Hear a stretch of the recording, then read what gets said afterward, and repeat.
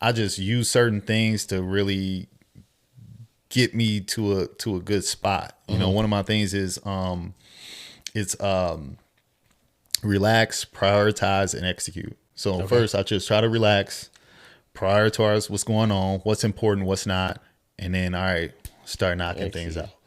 Let's start knocking things out. So it's been an interesting field for sure. And I think we talked about, like I'll talk about it. So like with first responders, right? We were talking about you actually told me that June Mental Health Awareness Month for was for men. Men, right? Yeah, and I did not know that. I was like, oh, really? Like, oh man, maybe I did know it, and I just forgot. Yeah, maybe it got it's everything for a month. Every month got something different. Yeah, every month has something different. So we were talking about it as far as like mental health, and I noticed like I was in a slump for a while.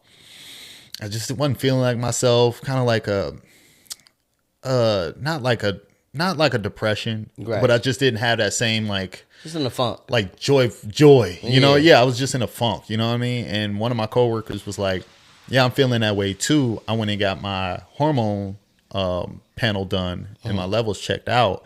It turns out that he was low on testosterone. And I was like, what? Like, how? Like, you late 20s, early 30s? Like, that's crazy. Well, apparently, and this goes the same for most first responders and service men and women that have served in the military. So when your stress is always high, your stress hormone is always up. So then your body starts to your natural levels of testosterone start to deteriorate. Now there's a bigger, biological reasoning for that. I'm no doctor. I'm not, I'm not into it that heavy, but I do understand the basics and I've understood my baseline. So I went and got checked out, got a hormone panel done, and I was at normal level for what a man my age should be. But normal level is like just basic. It's universal. There's so many people out here that doesn't mean that it's optimal for you. Absolutely. Right? Absolutely. So when I went and got checked out, they were like, yeah, but your symptoms are saying otherwise. You're at the low level of what's normal. So they were like, we can, maybe help you out, do a treatment.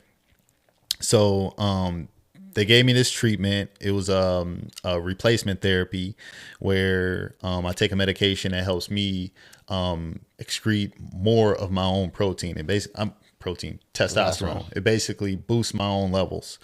So I started doing that. And the effects of it, I felt it maybe after a few weeks, a month or so, something like that. I was like, oh man, like I did not realize like that I was going through this. But I guess it's more severe in other people because they were like, we've seen about 90% of firefighters that come through here suffer from this. From it. Yes. It's more cortisol than testosterone, right? And then the cortisol is the stress hormone. So if that's too high, I want to say it affects your testosterone levels in some way. In some way, for sure. It does, yeah. It affects your testosterone levels in some way. So, but yeah, it really helped me out. I started seeing a big difference in the way I'm looking at things. I started having more energy. It just helped me out. So I encourage people to really get yourself checked out, especially with everything that we're dealing with today with all these artificial foods, the processed foods, even the clothing that we wear. So everything's like all plastics. I know. And our consumption, everything. I'm trying to find a watermelon with seeds.